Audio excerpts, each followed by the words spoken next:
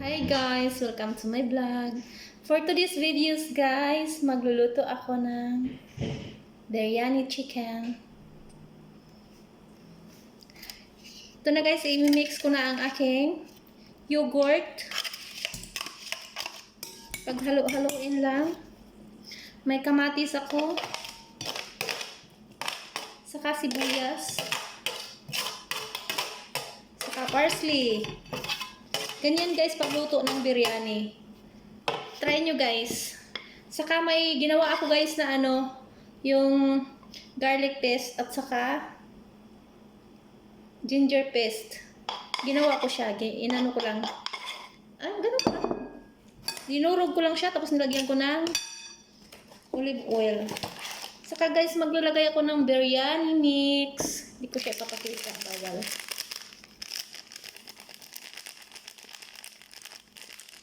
Kunti lang kasi maanghang. Maanghang siya.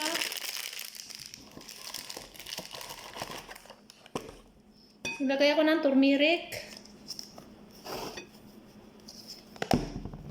Saka ang aking coriander powder. Saka ang asin. Saka ang black pepper. Halo ako ng biryani mix. Ibang klase itong biryani mix. Tapos, lagay ako ng cumin powder. Cumin. Mix lang.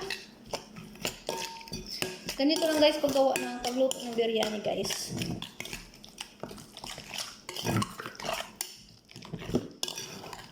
Saka imamarinate ko siya ng 30 minutes.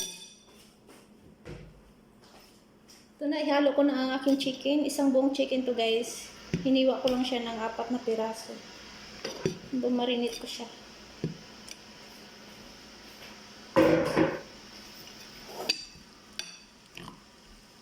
Ganyan lang gawa. Madali lang siya guys. Pwede naman yun sa gawa kayo dyan sa Pilipinas. Pag may yogurt, pwede yun. Pwede rin gawing biryani. Yung isda gawing biryani, pwede din yun. Okay, mamarinate ko na guys. Maghiwa lang ako guys ng sibuyas. Gawin ko siyang piprituhin ko siya ng crispy.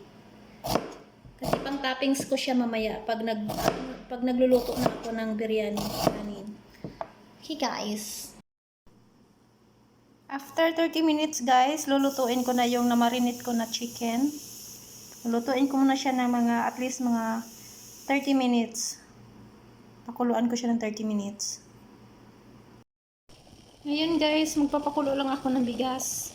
Lalagay ko dyan ng mga may asin na at saka yung cinnamon stick, saka yung tawag dyan. Basta yun na yun. Lalagay ko dyan ng mantika. Half cook lang yung pagkaluto ng bigas guys. Ito na, halo ko na ang bigas. Half cook lang natin yan. Kasi lulutuin pa yan siya na may kasamang manok. Ayan na guys, dapat ganito guys, half cook lang siya. Hindi masyado luto, saka hindi rin nilaw. Magpiprito lang ako guys ng sibuyas guys. Hiniwa ko siya ng ganyan manipis, maliliit. Para pang toppings ko siya mamaya doon sa kanin na lulutuin ko. Ayan guys, pwede na yan. Ganyan ka brown lang Ayan guys, luto ng aking chicken. I-separate ko lang yung chicken dito sa kasi ilalagay ko dito yung kanin. Ganyan lang. Ganyan lang ka-easy guys, paggawa ng biryani. Maproseso pero okay lang. Ngayon, lagay ko na dito yung kalahating bigas. Ganito Ganyan guys, lagyan ko lang siya ng bigas dyan. Haluin lang. Ganyan lang siya. Saka ilagay ko dyan sa ibabaw yung manok. Ayan na guys, nalagay ko na. Dito sa ibabaw niya maglalagay ulit ako ng white rice.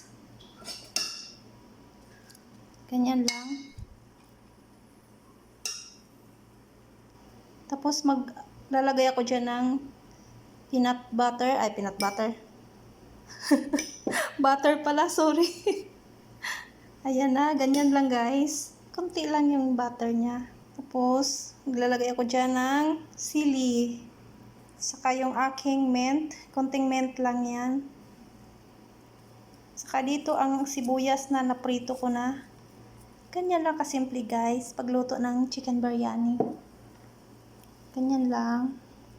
Tapos, sa ibabaw niya, lalagay ko na yung bigas ulit na kanin. Bigas na kanin. Lahating half cooked rice. Ganyan lang yan siya. Tapos, isa lang natin yan sa mahinang apoy ng 30 to 40 minutes. Okay guys, see you later. O nga pala guys, tinatakpan ko muna siya guys ng yung ganyan parchment paper. At saka ito, foil. Tapos, isasalang na natin. Okay guys, see you later.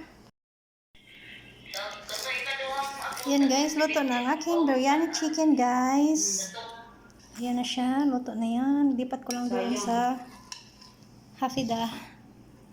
Kabintang ako, sigo ka dyan. Guys, pagluto guys ng biryani, maproseso siya pero okay lang. Sulit naman kasi masarap. Picturean ng mga sapatos kay nagapangayo tong seller. Naghalo-halo na. Ayan na guys. Naulit na tayo siya. Okay guys, thank you for watching guys. Follow for more. Bye. Naulit na tayo.